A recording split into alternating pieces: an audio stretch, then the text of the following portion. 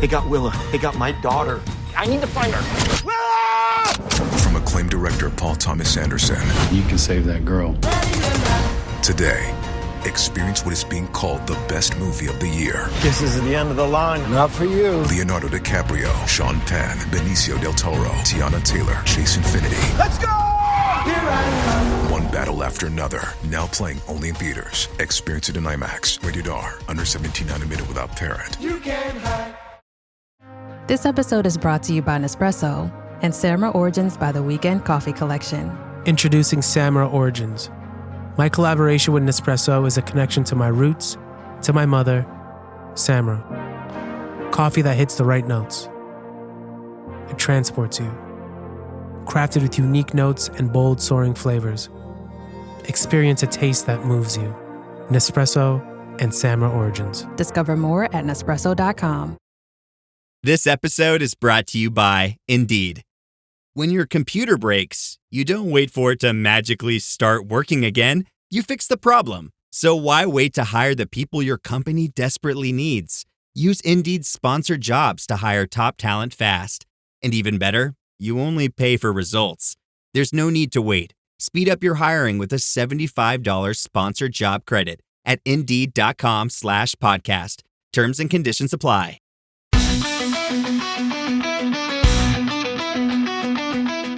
You're listening to the Super Rugby Cymru podcast.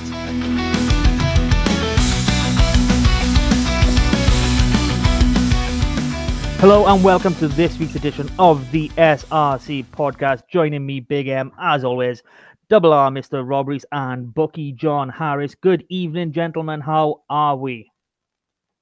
Yeah. Oh, good. Thanks, Amy. Tired. Tired. One's tired and one's good. And the tired one is the one that's through to the next round. Unbelievable, these things are. Never in doubt, Matt. Never in doubt. It was in doubt, don't you lie. And we'll come to that in a little bit. But before we do dive into it, we had a bit of an exclusive last week, a bit of a bonus pod as such. The one and only Double R got to speak with John Alder of the WRU. So first off, good work getting that in. For those that haven't listened to that podcast, do you want to give us a brief outline of what went down? Yeah, there's a lot of good content out of it. Actually, it's 45 minutes, which is a long time for any sort of sit down interview. Obviously, the Anglo Welsh Cup is still on, not for next season, but for the season after with the English Championship. The playoffs are going to be staying, and I think that's probably a good thing. They're going to look at the cup format and the scheduling, so they're going to bring the season to finish earlier, but ultimately it's still going to follow the pro calendar, but the cup's going to be the main thing they're going to play around with. So yeah, that's probably the sort of the main headlines. They got a title sponsor that they're looking to bring in. No names as of yet, but that could be absolutely crucial because one, it sort of bigs up the league, but two, brings some much needed finance into the coffers as well. So yeah, plenty of positivity around it, and give it a listen if you haven't. I think it's definitely one that goes down well. Exactly. If you haven't listened to it, it's in the normal places. You'll see it right alongside where this podcast is you're listening to it right now. So, quarterfinal week. Four very, very tight games going deep into the second half. So we will start with one that could have swung either way in those dying moments. Cardiff against Bridgend. Now, not on TV. We didn't have a man in the ground for this game. So, I mean, I think we all back Cardiff because we all expected Cardiff win. Don't think I kind of expected it to be this tight. So, 12-5 Cardiff leaving at half-time, and the game finished 31-19. But a little bit of added context, Cardiff scored with an intercept in essentially was it the last play of the game or not far off the last play of the game? It wasn't too late, but it sort of affected it in, and it's one of those ones, right? That effectively killed the game off with the time that it came. So yeah, as good as a one-score game going into the last minute, and together. If anyone hasn't seen the highlights, go have a look at the highlights. You'll find them on our Twitter page. You'll also find them on Rob's personal Twitter page, the SRC podcast, and Reese Rugby.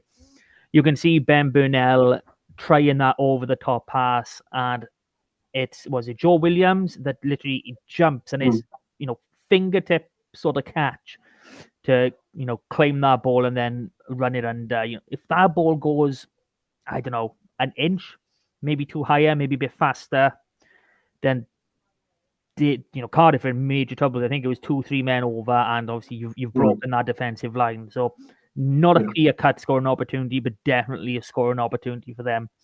Yeah, so can't blame him for trying, Nick, can you? Exactly. So Rob, give us a minute of injury time. Sorry, 9th minute of injury time it was. according to Cardiff. They tend to have funny time ends, especially when you compare them to others. It's quite funny. It's the age old. They start their clock at 2:30 and it just runs. So in reality, I think there was a little bit of play, but after you see it sometimes. They score in the 80+ second and then they'll score in the 80+ fifth, and you go, hang on a minute. But yeah, that's all that is. They follow the actual clock rather than a referee's clock. There we go. So, Rob, straight back to you, and thoughts on this one? Obviously, Bridgend really hurting. Yeah, it's, do you know what, the scoreline definitely flatters the way that Cardiff played this one.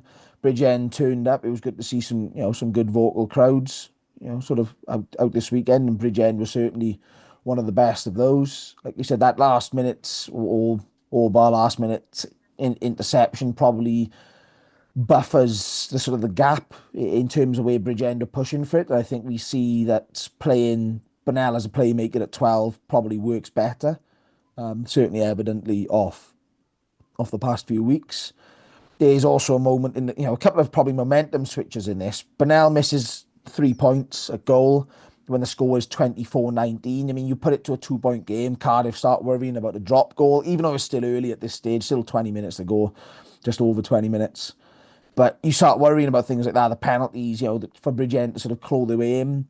And then there was a forward pass given from Ed Howley later on in the game, and it wasn't a definite score. It wasn't like, there was nobody back, but the officials pulled it back, and it's one of those ones. It probably wipes momentum more than anything else, but it certainly looks like a good scoring opportunity for Bridgend, and certainly brings them the territory that they can be dangerous with quick balls. So yeah, I think that Cardiff will be relieved at this one, and they're gonna have to up their game massively for their semi-final.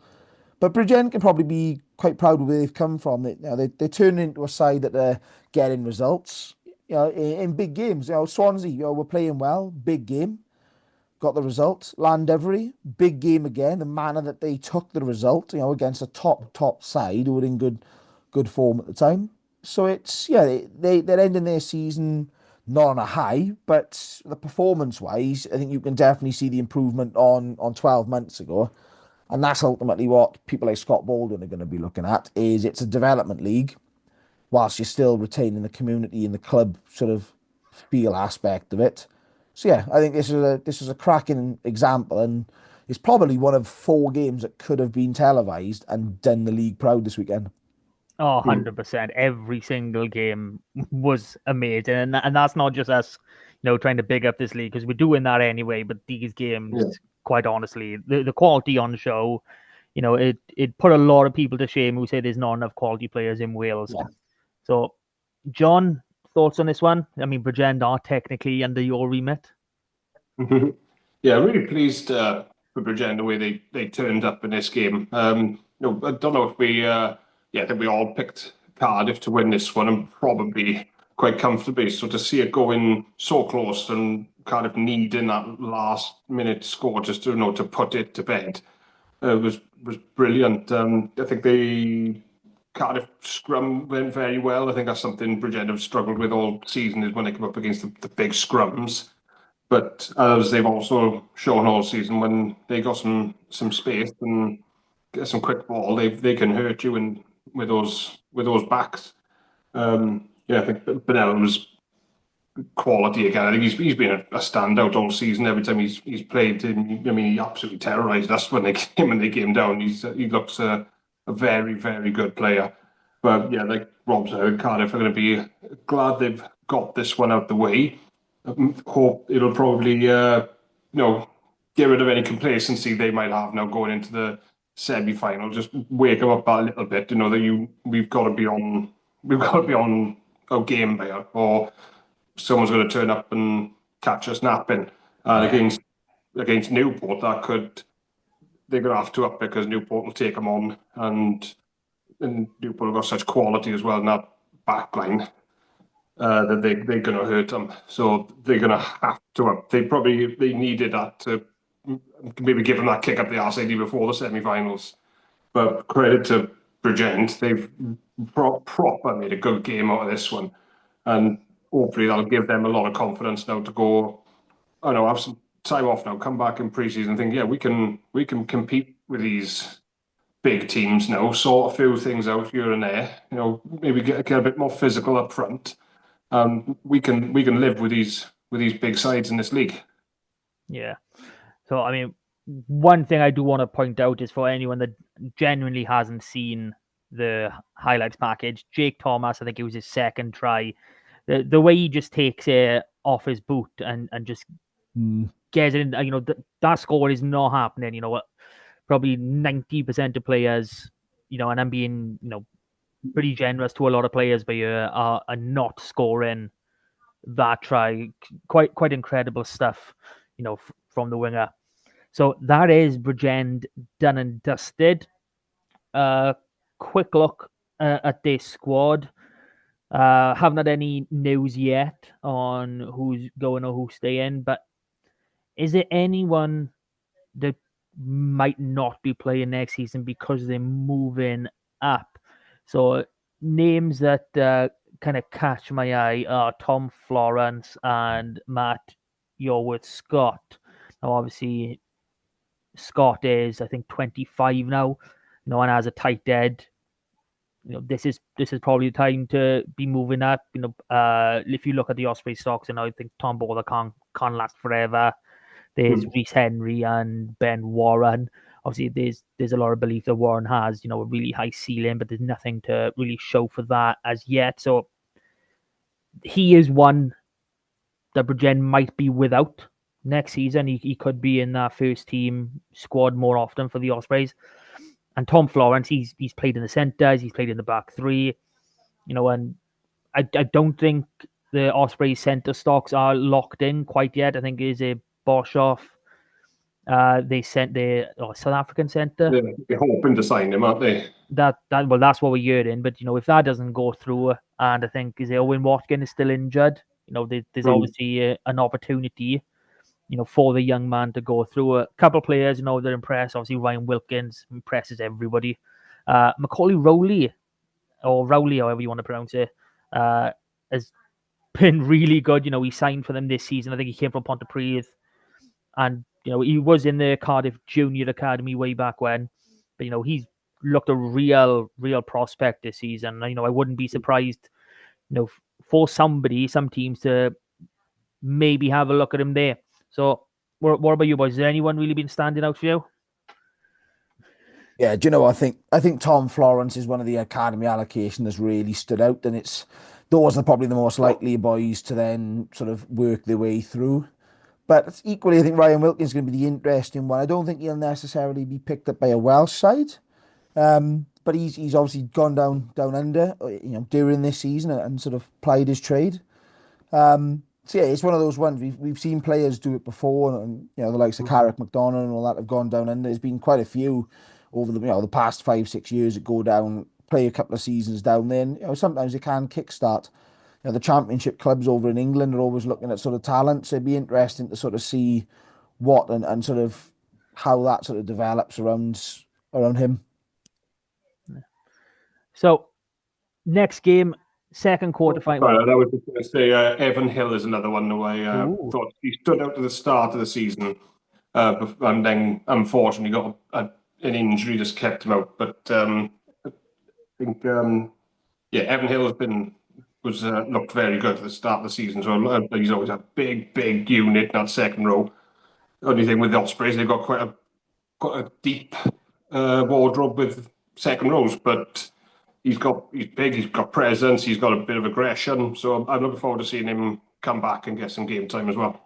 Yeah, do you know, Beard moving on might open up a slot, right? I mean, you would think that they're going to want people senior in that senior team, some experience, but there's always that chance. It'd be interesting to see if he gets that breakthrough. Yeah, they have signed the Queensland Red second row for, I'm assuming, as a direct replacement for Beard. But, Ospreys do have that history of developing type 5 forwards, and you don't do it by, only playing, your 3-4 first choice locks. You do it by spreading that game time around and developing that way. So, again, easily done.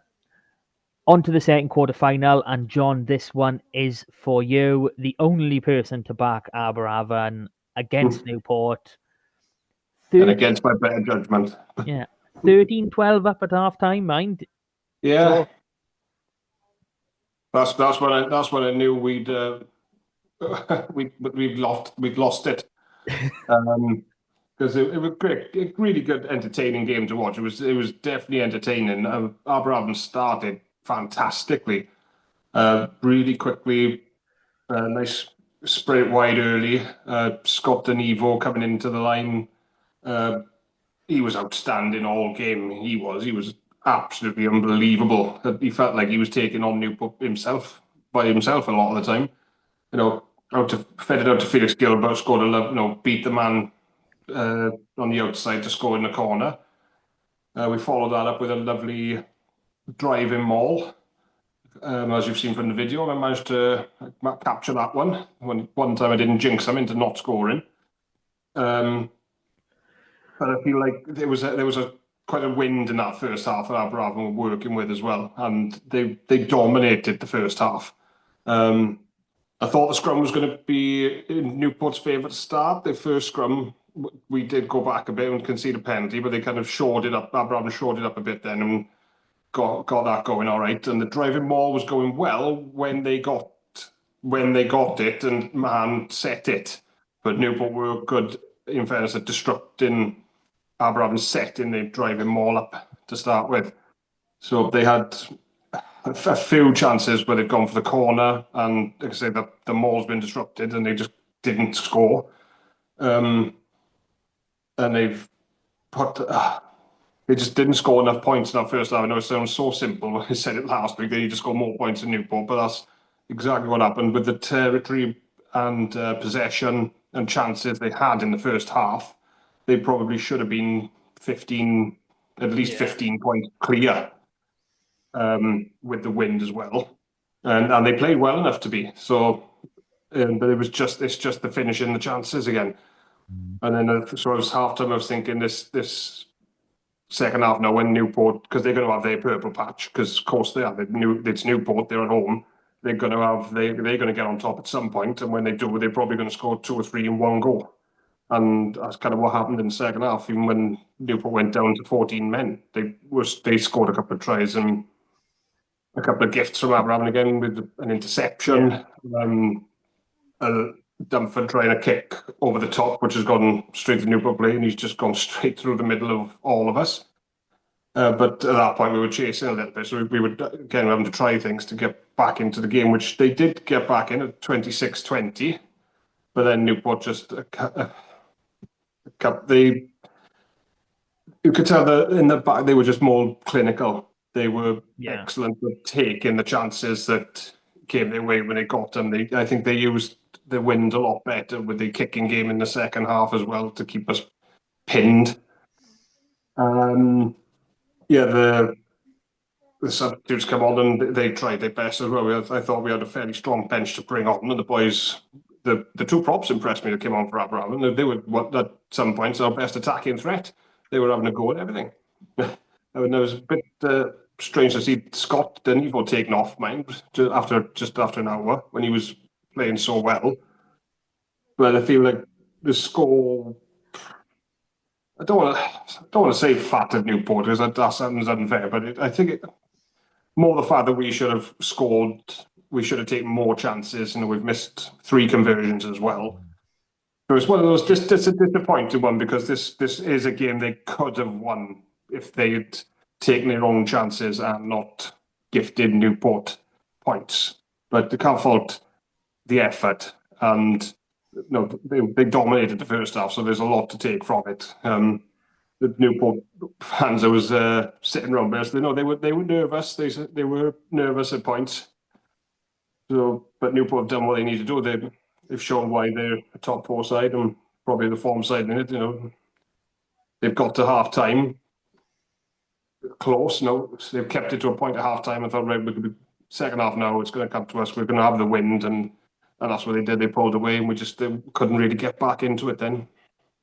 Yeah, so I think it's probably fair to say Aberavon lost this game more than Newport won it, because 2-3 of those tries came from simple errors or just a poor kick, and you do have to give a lot of credit to Newport, because you still got to finish those opportunities off, and by God they did. So a lot of mistakes. I say a lot of mistakes.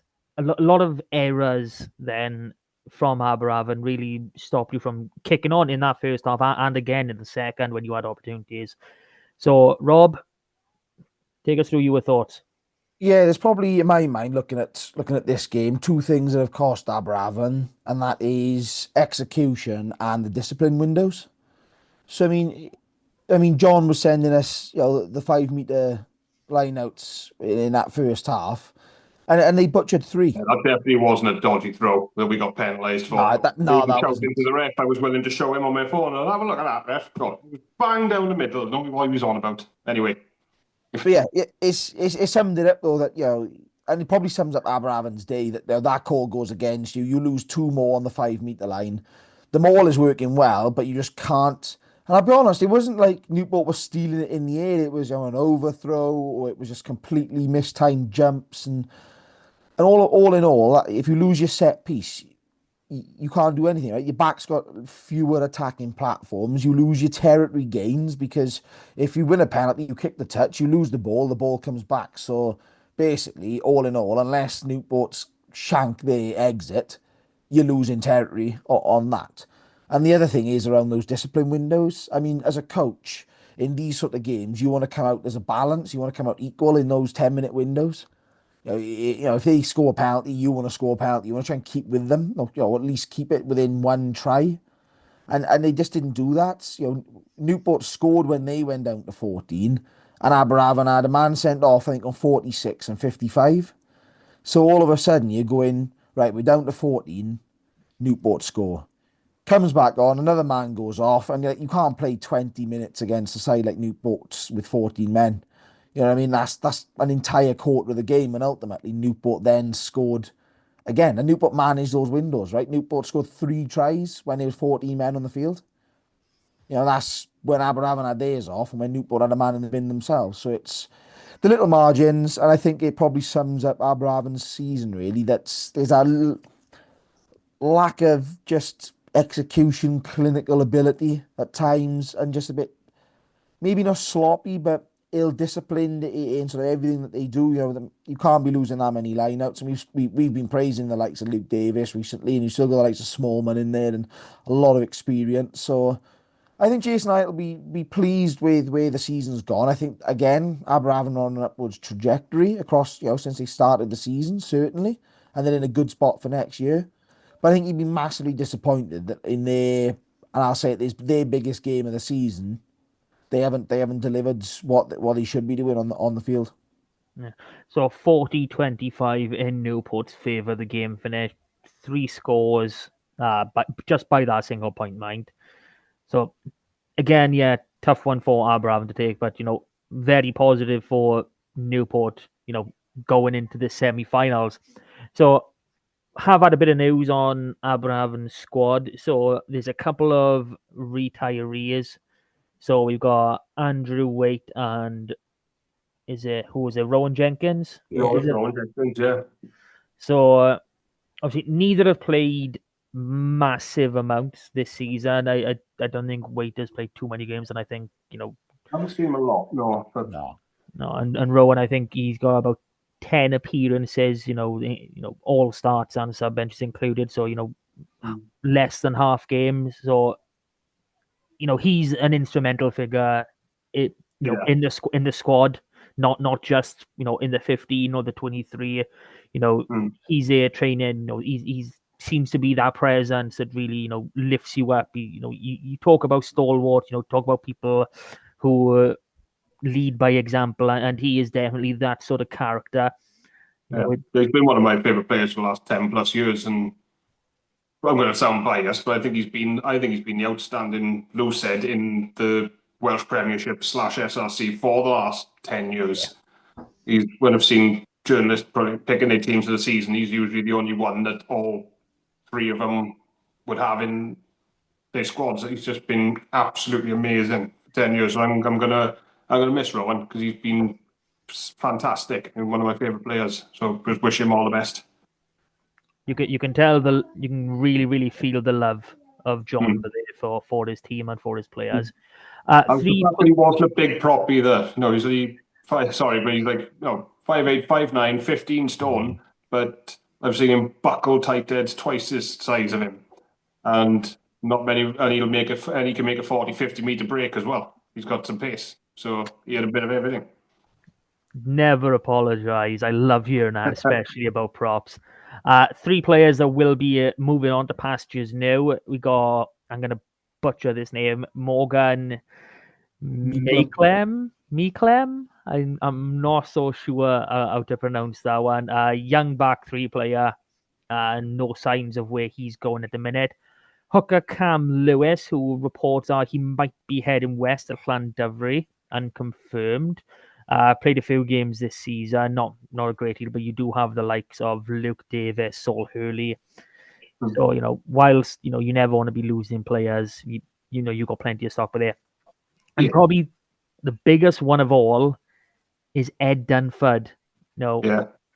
He's only been there this season, but he's really come in at 10, and he's run everything.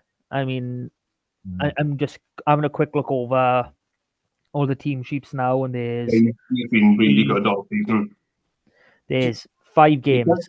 He can be a bit hit and miss. He'll try things, but no, that's what he wants. That's what these clubs and games are for. That's what these youngsters are having an opportunity to do. Go out there and try some stuff. Sometimes it'll work, sometimes it won't. But when it works fantastic.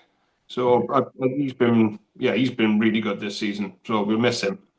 Yeah. So as well, I'm hoping it doesn't. But when you lose somebody, maybe not an experienced 10, but he's been running the fly half after the transition phase where they've lost a lot of senior players around that position. What I hope it doesn't do is it doesn't, depending on who they get in, of course, doesn't set them back again.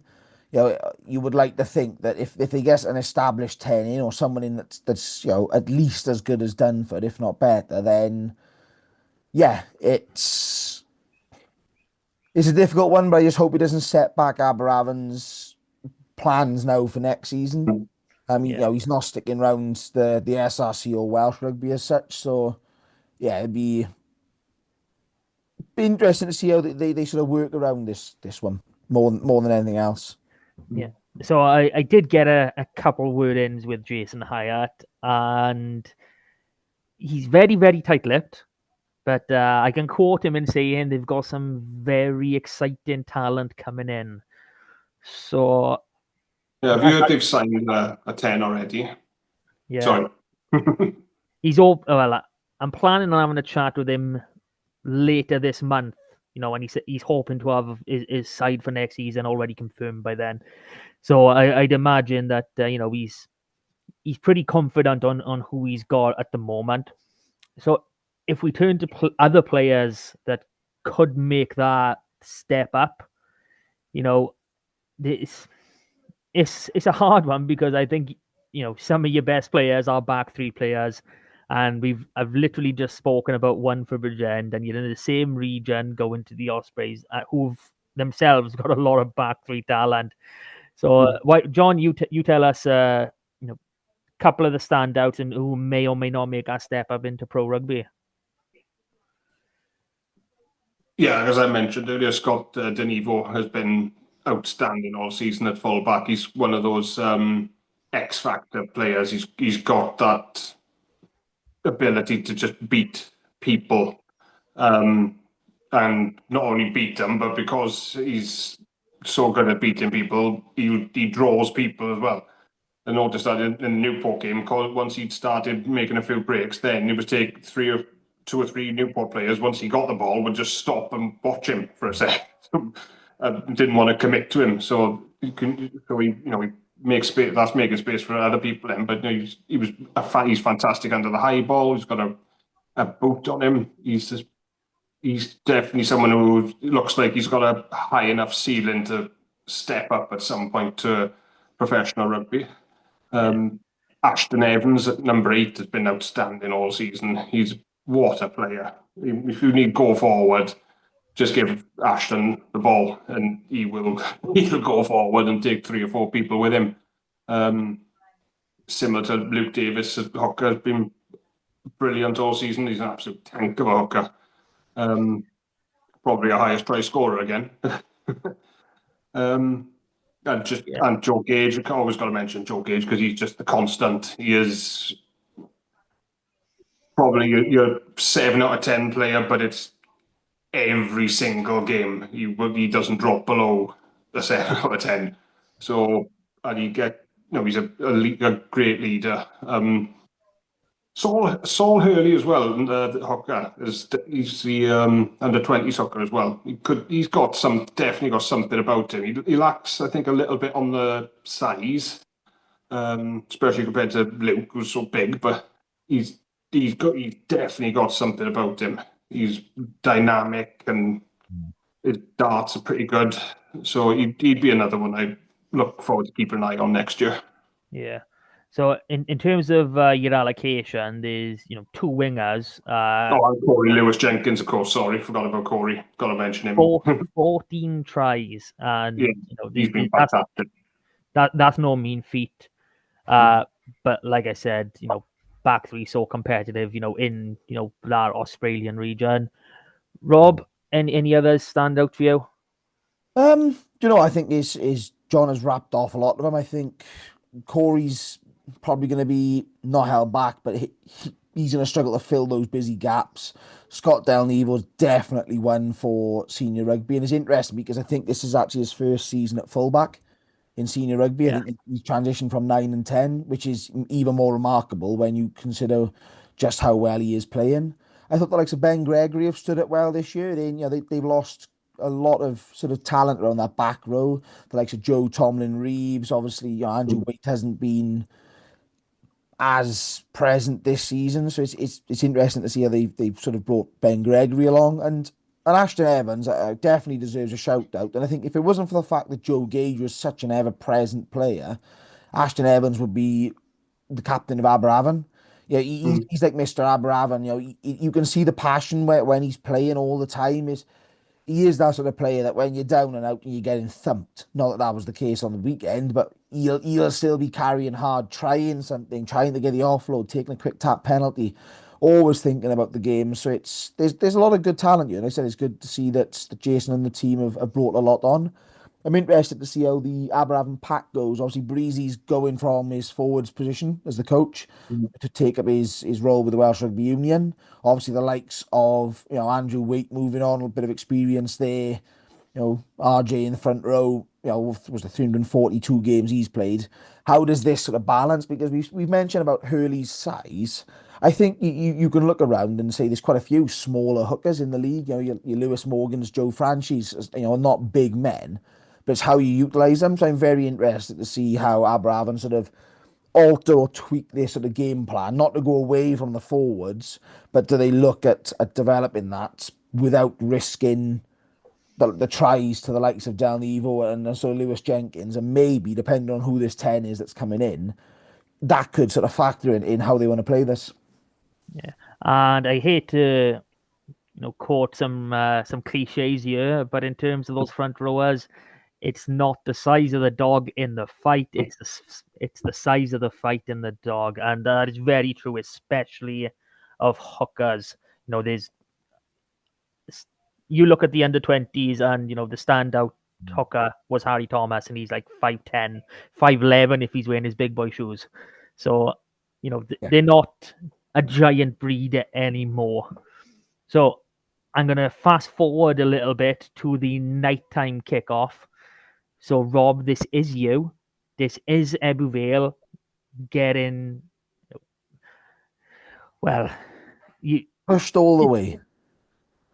It's a hard one, for me, looking from the Quins' perspective, 24-14 up. Yeah. And then, what was it, 77th minute? Ebbw take a penalty. You haven't taken many penalties this season. I do have to point that out to make it a two-score game, and that is how we finished 45-35. So, 80 points, so that tells you a story in itself. But, Quins going up to RGC in our wildcard round, that was hell of a result. But, even though they haven't come away with a win here, I think this is even better. The fact of I know Quins went to Ebbw a few weeks ago. They were in it for large parts of the game, but you've taken it down to the last couple of minutes here, and that's something I think that Steph Thomas and the rest of the boys can be really, really proud of, because they talk about well, I know Steph said about some of the injuries they've had. Vast majority of their allocation is gone. And it has been for a while, and they've had no real tens. I mean, what was it? Was it Ivan Davis who started at 10 for this game? I think this was like maybe his third or fourth game he's played at 10 this season. I know, and one of them was the week before, and before that, I'm literally going back to October to the last time he played at 10. So there's influential positions they're missing out on. I think it's 5 injuries in that half between 9 and 10 that they have. So kudos to Quins for really pushing what is the form home side. I want to see it as. So you were obviously there, Rob. So what was the experience like? Yeah, do you know what? It was a bit of a scrappy affair. Quins were doing well to sort of slow it down at set piece, ensure that Ebbw Vale couldn't attack off the set piece as well as they wanted to. So they've disrupted the line out quite a bit early doors, held their own in the scrum as you'd expect. But it was more the kicking game that sort of prevented Ebbw Vale from pulling away or keeping that reeling them in earlier. And like I said, we've mentioned the issues at 10. It was 10 and 15 that caused the issues around the kicking game. Evan Lloyd, I'll be honest, had a poor game. He missed 2 penalties to touch in the second half. Even when it was a 2-score game, you're still missing them. You're really allowing Quins a positive way back into it. The positional kicking was poor, and across the back line, when it was taking it up, there was a massive gap. Quins knew Ebbw Vale wanted to play that deep territory game, get the line out deep in Quins territory, play the maul, and sort of try and push those defensive breakdowns inside Quins own 22. But they weren't analysing the space in front of them. There was a big gap. Quins were playing too deep, and nobody in the middle. They weren't chipping her over the top and veering her up. Quins were doing that, and Quins were getting a chase on every single one of their kicks. Again, Ebbw Vale weren't chasing. So it's one of those ones. It was 24-14. It was. I don't think it was looking poor for either side. I don't think Quins looked like they was going to go on and win this. I don't think Ebbw Vale were looking like they were going to go on and lose it at that point. It was still up in the air. But I think just a bit of quality and sort of size in the end. But I think it's quite telling that Steph has complained, or not complained, but sort of highlighted the amount of injuries he's had to his squads. Ebbw Vale had 6 returning players from injury in their 15. And I think you could see that lacked the continuity. Griff Tuff, massive boost to have him back. And he had a great game, obviously sniped his own try. But I think on Quins going forward is that they're on about those allocations and around 9-10 sort of barrier, is you need to just develop a better core squad. I'm sorry, you look at the sides that are up in that top 4. Cardiff have a heavy presence of academy players. Pontypool in 5th, heavy presence. Newport, heavy presence. Llandovery, hefty presence. Ebbw Vale had 1 Dragon allocation for this game, and he was on the bench. You know what I mean? It's one of those ones. You can complain that your allocations aren't fit and stuff like that, but if you don't have that core squad around them, which Quins don't, their boys were gassed. I'll be honest, that's what cost Quins, is you could see they were gassed early in the second half. And whether that is playing the physical game again and sort of having, they haven't had a huge amount of games in the legs. They've played exactly the same amount of games this season as Ebervale. Obviously, they played the wild card. Ebervale played the cup as the extra fixture each. So it's little things like that make a big difference. Ebervale didn't look tired on 80. Quins looked knackered by 50. And ultimately, it's trawling through and sort of getting the results. And I think there'd be a lot to work on, but I think ultimately it's a ground out knockout victory win. Yeah, I mean, in terms of the squad, it's how the SRC is going to move. I don't think one allocating player in a 23 is something that can work going forward if the league is to develop as they want it to. I mean, I think one thing that people at Quins might be aggrieved at in terms of it, because it's not just the allocation boys. I know I pointed them ones out, but they had to pull a player from Division 1 to come and sit on the bench in Johan Dillon, with flanker. They literally that's how bare bones they are. They're not going to the Premiership. They're not going to the Championship. They're going down into. But Division again, 1. right, that's relationships for me. I'm sorry, but the majority of rugby below them has finished at this point of the season. We've seen Llandovery, another West Wales side, another Scarlets region side, and they're utilising their local clubs, Ammanford, for example, right down there. But utilise these sides around you.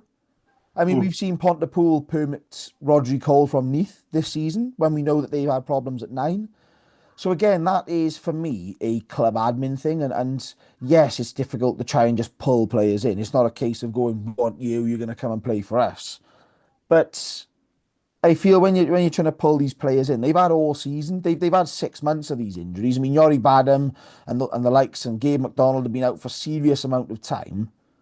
You just got to get on with it and start working with teams.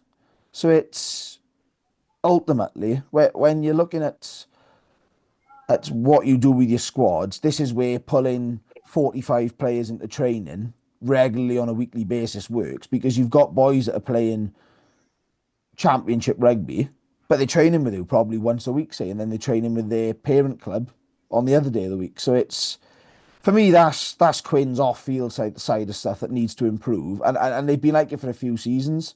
They've had an elderly squad, be fucked. They've had an aging squad. And we've seen a lot of retirees and players up front move on, but you haven't seen many players going, "I'm stepping in there." They've signed boys like Reece Fawcett and that, up from Aberravon and the likes. Alan Thomas obviously covered a bit of 10 in and out this season, but you've got to try and bring up your own local talent, and Carmarthen's got a lot of it. I mean, Carmarthen Athletic, again, another good local side that develop talent. So it's about bringing it up and sort of how you manage that. And Quins, I don't think, have managed it very well this season. It's an argument for another day. Yeah. Oh, a discussion, I will say, because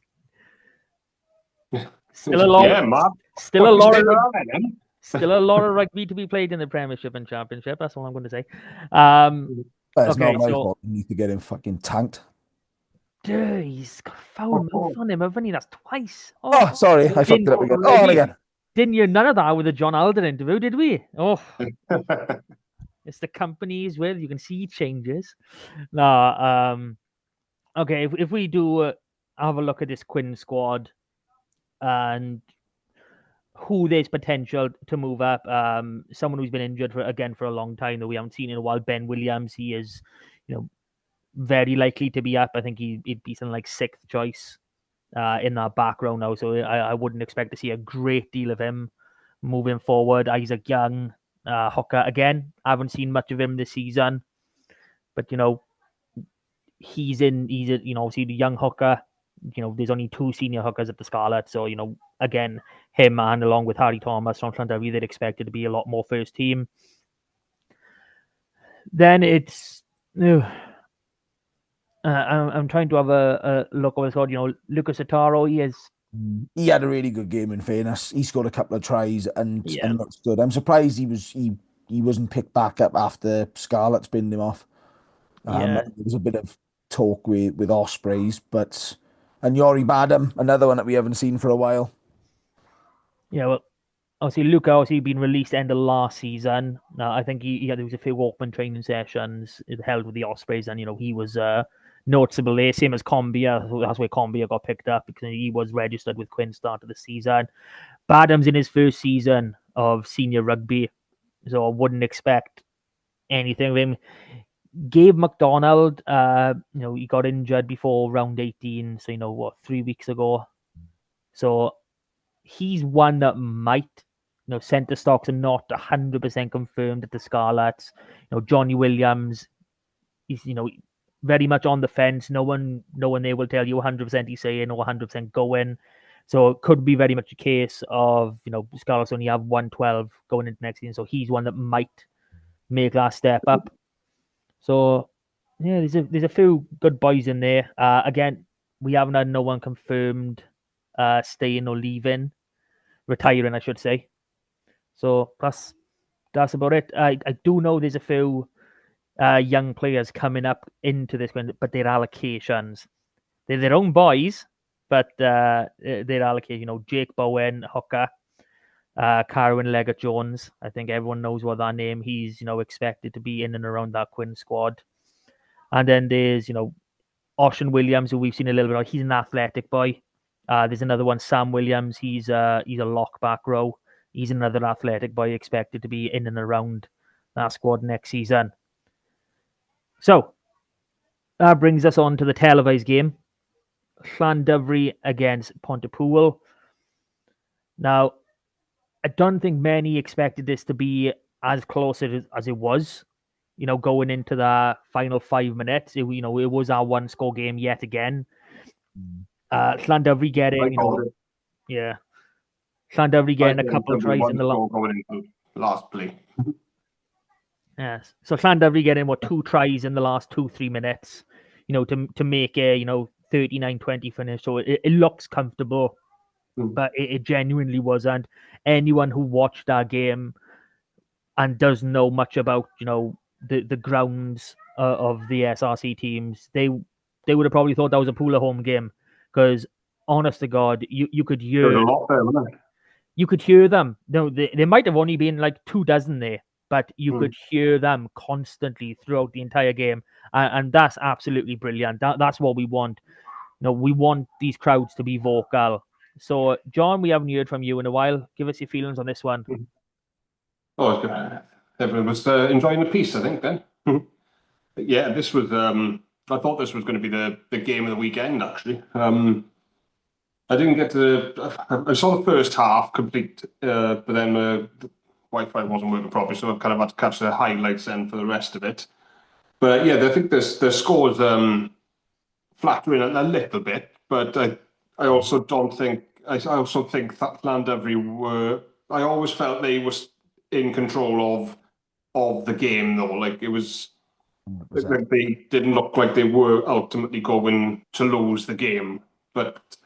Pontypool, yeah, like I said, but the travelling support, that was fantastic. When they were not just hearing them, when they panned shots of the crowd, when they showed the stand at the start of the game, all you could see was Pontypool jerseys in there everywhere. So fair play to their supporters for turning up in the numbers that they did and making the noise they did. That's what we want to see. Yeah, this is job done for Llandovery, man. You know what you're going to get when Pontypool come down. You're going to get tested up front. I thought the Llandovery scrum went really well. I think they'll be pleased with that, because you're going to get a test against Pontypool. Pontypool's big carriers made an impact for them. Morgan Allen, as always, and I forget their number 6's name. I don't know if someone can fill me in on that. Mike Herbert, is it?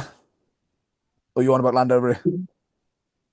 No, for Pontypool, yeah, but not Mike Herbert. Scott Matthews. God, that's the one. I knew it wasn't Mike Herbert, but yeah, he was outstanding as well.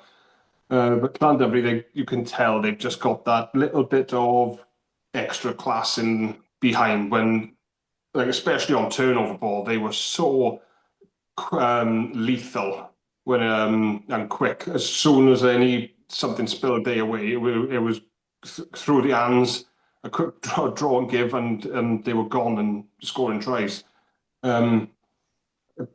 Great advert again though, for the league. Love seeing these two sides play. I think Llandovery are.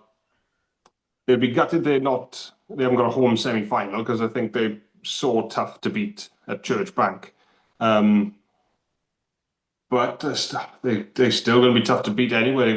They just know how to win knockout games. At the moment, it's just what they seem to do.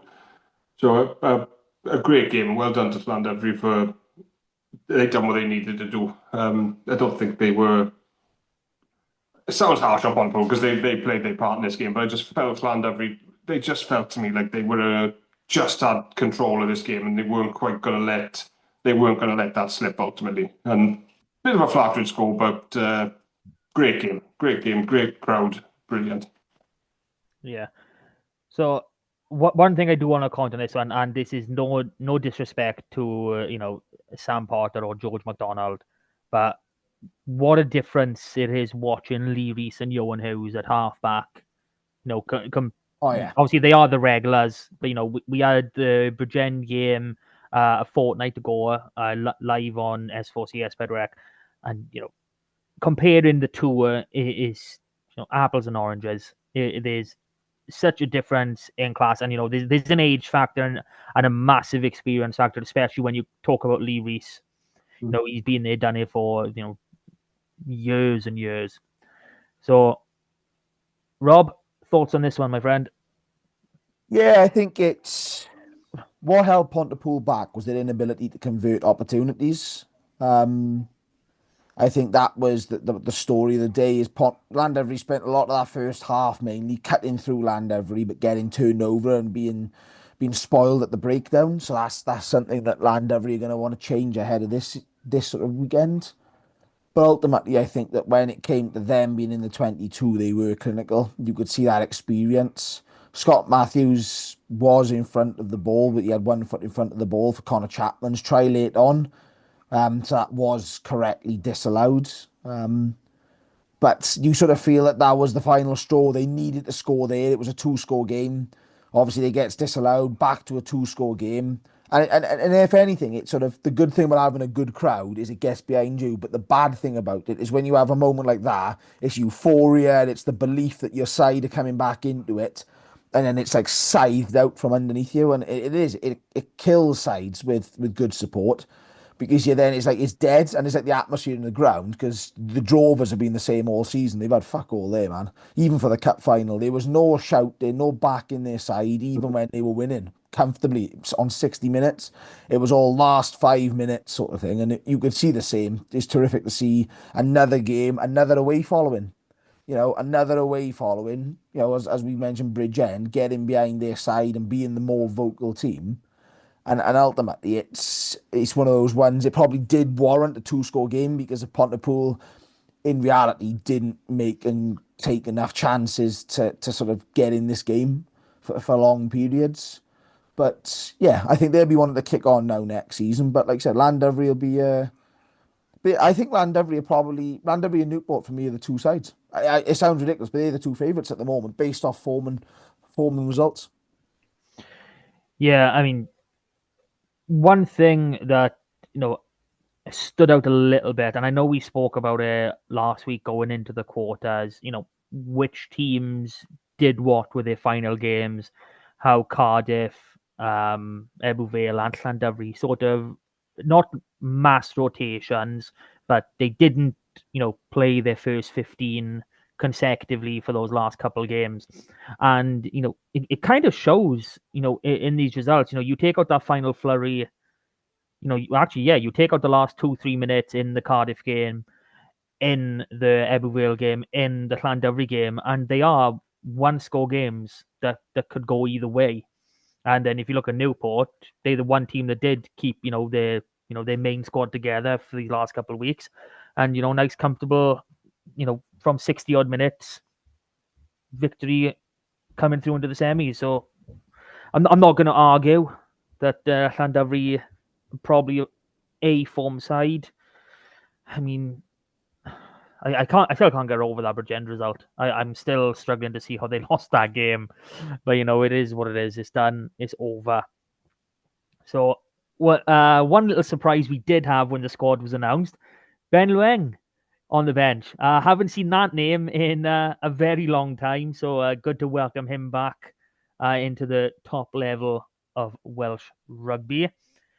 So that does mean that Pontypool have exited the competition. And like we've done with the rest of the team, we've spoken about players that could make the step up and might not be there next season. I think the main one is obviously someone who's already gone in Hugh Anderson. I don't expect him to be anywhere near Pontypool, unless for whatever reason he gets a big injury. Fingers crossed that he doesn't. Dylan Kelleher Griffiths kind of stepped up. Yeah, he's already transitioning, any. Yeah. So again, that's another one we're probably unlikely to see. I think Sam Scarf, even though we haven't seen a great deal of him, he's probably the only other one that Morgan Lloyd's. I feel for Morgan Lloyd because I feel he's a better scrum half than Shea Hope, but I feel he's a season behind, and obviously the Dragons are going to put time into him. But this is where Pontypool's going to be interesting. I think they need to recruit a 9. But it's a lot of it. We just mentioned a lot of their top performing players. I think Joel Mahoney in midfield's another one. Played in the Dragons Select, sort of team at the start of the season. It'd be interesting to see if he can push on now and become a top class player in sort of the next 12 months. But I'm interested to see how Pontypool manage their allocation because they've got a lot of allocated players. But as you say, the likes of Hugh Anderson are now moved. Morgan Lloyd has already been travelling reserve and made his pro debut. Sam Scarf, similar position, and Dylan KG is, I think he's fully transitioned. I think he's bare minimum when you include he's going to finish the season now with the Dragons, all this sort of pre-season stuff. I think he'll be a rarity for Pontypool to have next season. So, yeah, it's exciting times. It's good to see that so many of the players that have been playing week in, week out with Pontypool are stepping up. Yeah. Harry Ford, I don't know if you mentioned him. He's someone that, again, he's probably already half transitioned. We did see him in this quarterfinal against Llandovery, but he's still a kid himself. By all rights, given the way that we're setting this up, he probably shouldn't be, with the Dragons as much, but just the way Welsh rugby is, he's in that Dragon setup. So, John, do you have anything to add?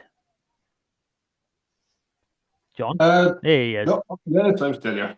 No, I think I think the main standout for me from a Llandovery point was just Lee Reesing, and you just saw, as we've said, he's just a level above, but he's not going to be stepping up anytime soon. It's too experienced for that now, isn't he? But was it 66th game? I think it was something like that. So no, I haven't got too much to add. I think you boys have pretty much covered those boys there. Happy days. So we are more than halfway through. I do have to say that we're coming up to the hour mark quite quick. We have spent a lot of time on these games. Rightly so, mind. So if you have made it this far, thank you. Please like, share, subscribe, do your thing, comment, share with a friend. You know the works by now, or if you don't know the works from now, do everything I just said. That'd be great. So on to the semi-finals, and I'm going to jump into the future a little bit. So I'm going to go to the Sunday where we have Cardiff against Newport. Why are both games not televised? This kills me. It was bad enough the quarterfinals, but the semis surely. But we do get one. I can't have one. So I have managed to get comments from the coaches, so I'll run through them pretty quickly. I say pretty quickly. We know Ty likes a good essay, and we love him for it. So Dan Fisher Cardiff, happy to get the win against Bridgend. It's a scrappy game. The boys done well to come away with a win. We look forward to another tough game Sunday against Newport. We always have good, hard, close games against them, and I'm expecting nothing less come Sunday. The boys' efforts against Bridgend was excellent, and we know we need to be at that level and more come Sunday. Also mentioned there was well over 1,000 there for Cardiff Bridgend, so nice to hear that. Tyrone Morris of Newport. Really pleased with the quarterfinal result against Aberafan. Although it was a nice sunny day, considerable wind. We were playing against first half, made a few errors, allowed Aberafan to build pressure. Going in 13-12, fairly pleased because of that wind. Knew in the second half, we should be able to apply that pressure ourselves. Discipline probably let us down a little, so that's something we're going to look at this week. 3 yellow cards, but did manage to score 3 tries, went down to 14 men. There's some great individual work from Di Richards and, Jack Lloyd, who was man of the match again. So, in general, 40 points against Aberafan, you've got to be pleased, but, plenty to work on going to Cardiff. We've had some absolute corkers over the last couple of seasons against Cardiff, and they are a really well-coached team with some great youngsters coming through, particularly in the back line. So we know we're going to be up against it on cap, but we've gone there already this season and turned them over on their own patch. So there's no reason why we should feel we can't be doing that again.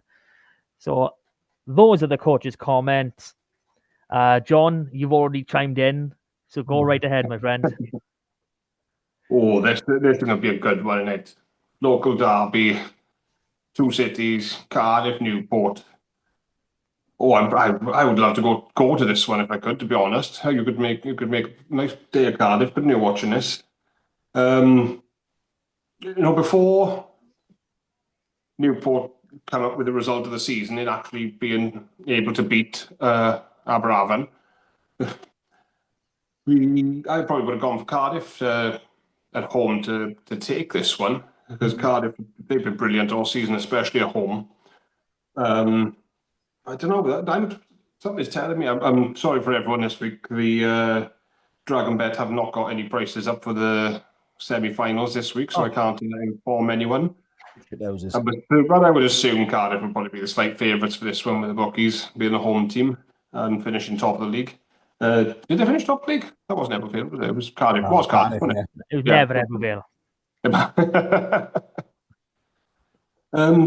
This especially on that fast pitch Cardiff got as well, with the weather going to be so nice. This is going to be a fast game, and I think that's going to suit Newport.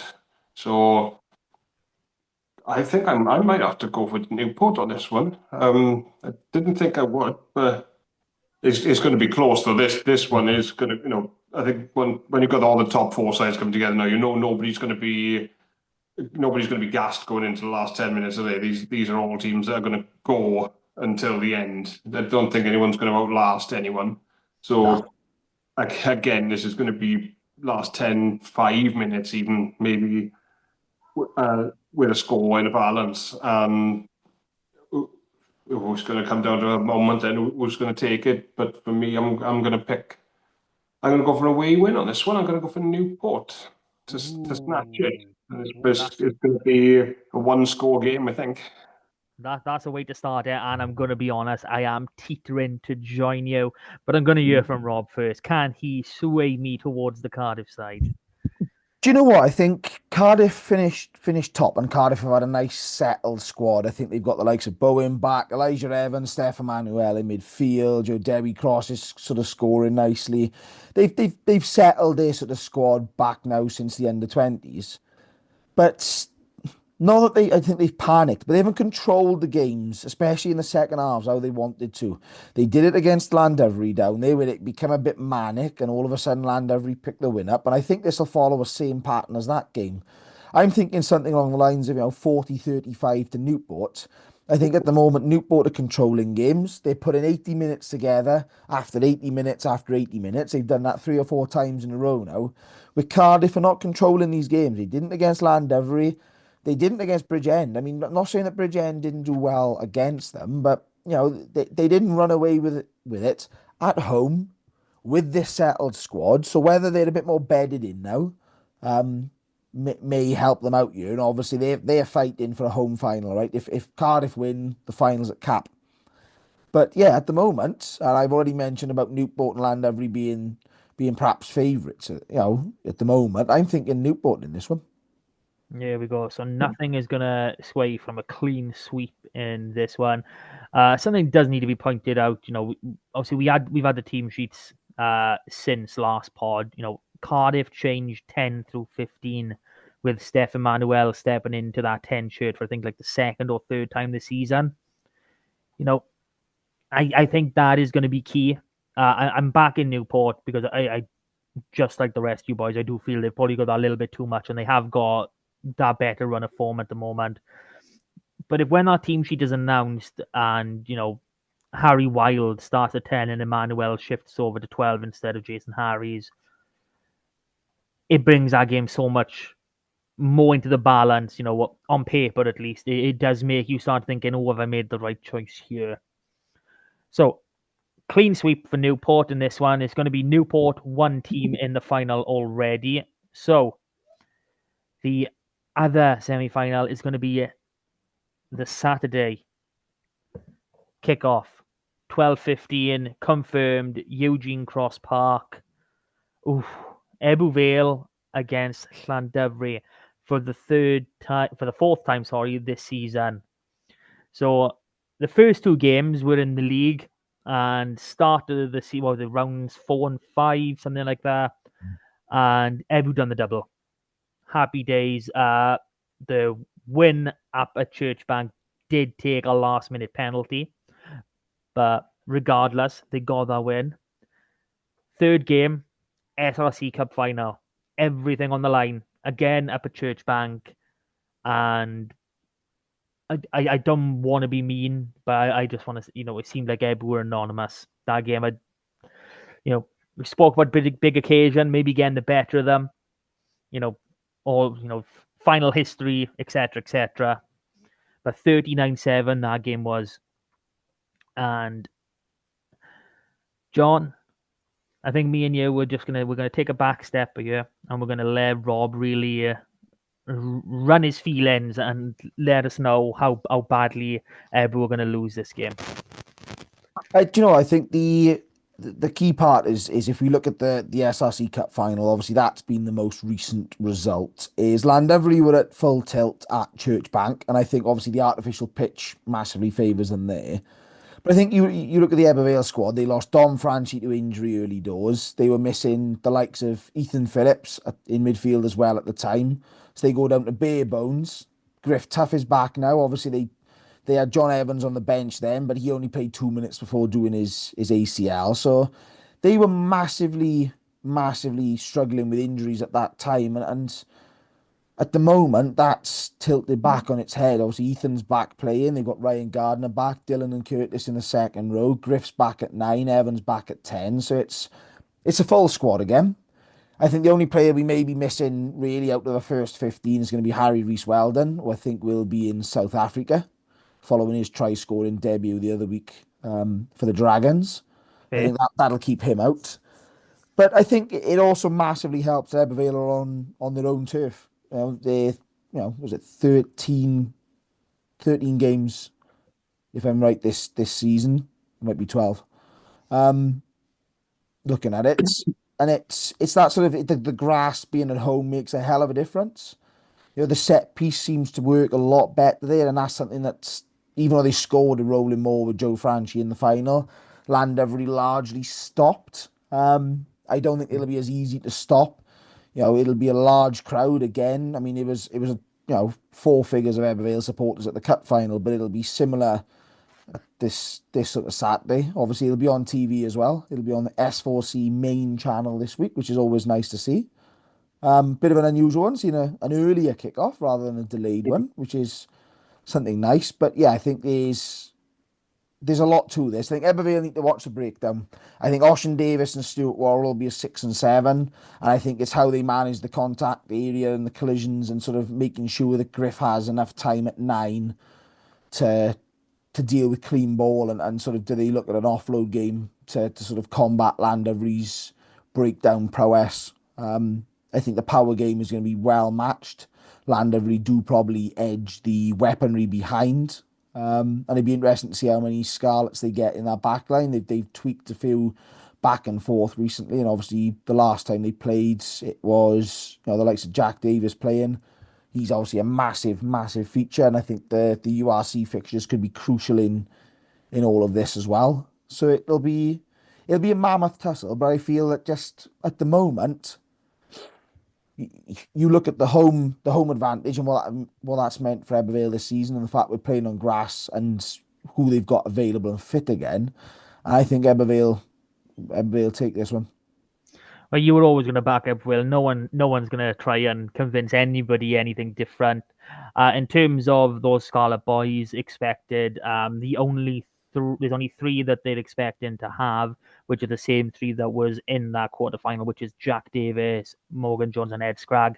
And again, that is dependent on what is going on down in South Africa. Obviously, I believe the Scarlet Boys have left today. A few of the other squads have left at different times as what is, befitting to them.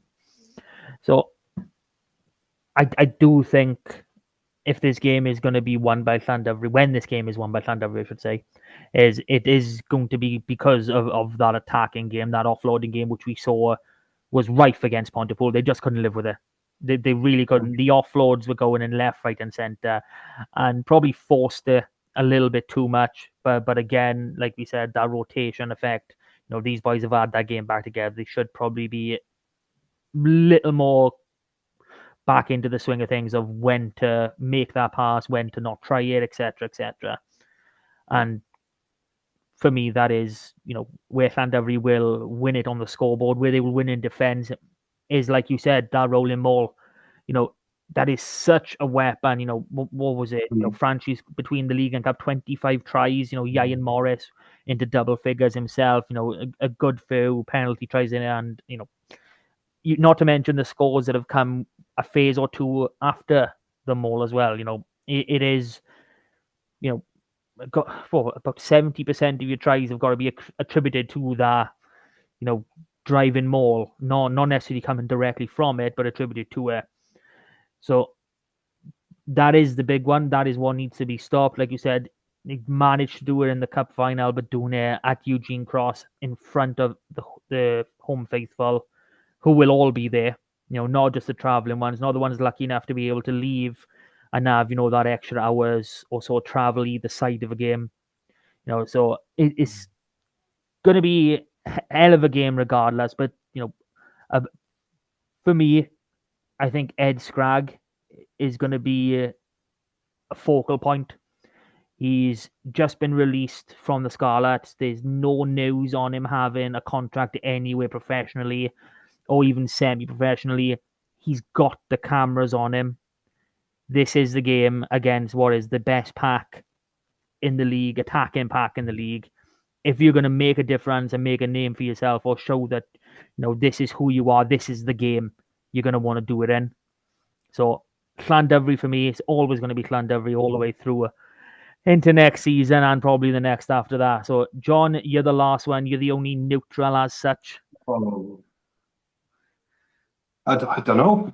I'm back and forth on this one. The whole time before Rob started talking, I was like, I think I'm going to go with Llandovery on this one. And then the more I'm thinking about that Ebervale home advantage, the more I'm thinking, how can I bet against Ebervale and the shield holders at Eugene Cross? So great. I'm just really looking forward to these semi-finals. I think it's fantastic to see these big 4 sides just going to go at each other, because they have been the 4 best sides in the league for the last 2 seasons now. Pontypool getting close to sticking their nose into it, making it a top 5, but it is still a top 4 in this league, and to see them all just going to be going at it now in the semi-finals is fantastic, and I'm thoroughly looking forward to catching these games. I'm tending to lean towards Llandovery because I think that they're strong enough to match them up front. And as you boys have said, I think they've just got that little extra behind. They're so lethal. And again, they know how to win knockout rugby games. They know how to win cups. They know how to win playoffs.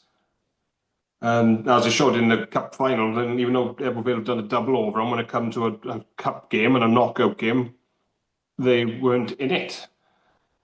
But Ebervale haven't lost a single game all season up there. Oh, so, you're back and forth, John. Pick, man. How would you bet against? Is this when he goes with Aberravon? Yeah. Yeah. And I think the crowd's going to make a big difference because, no offense to Llandovery, but they don't get a big crowd at their own ground. So this is going to be very much a one-sided crowd. So you've got to imagine that's going to feed into Ebervale. And yeah, that driving maul is such an attacking weapon. But in that cup final, Llandovery figured out how to stop it.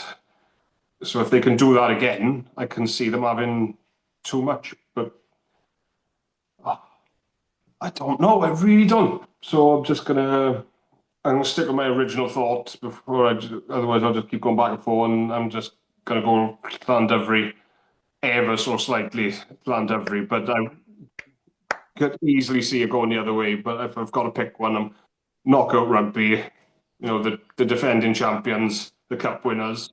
I've got to go for them in this kind of game. Happy days. Thank you, John. And that brings us to the end of this week. Just shy of an hour 15. So if you have made it this far, well done, you. What's wrong with you? Nah, only joking. Thank you so much. Thank you, boys, for joining me. I look forward to doing this all again and reviewing, a Llandovery Newport final. Sorry, Rob, I have to do it. Thank you, everyone, for listening. Like, share, subscribe, follow. As you know, thank you, boys, for joining me. And we'll do this all again next week as we do discuss these semi-finals. Probably not going to hit the hour 15 mark next week, so be thankful for that one. Thank you, everyone. Thank you, boys. Bye. Cheers up. Good night, everyone.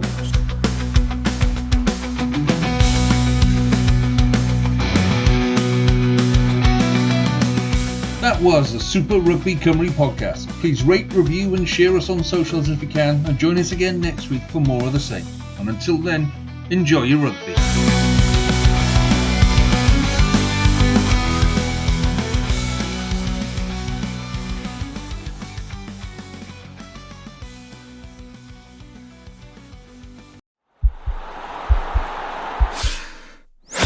This podcast is part of the Sports Social Podcast Network.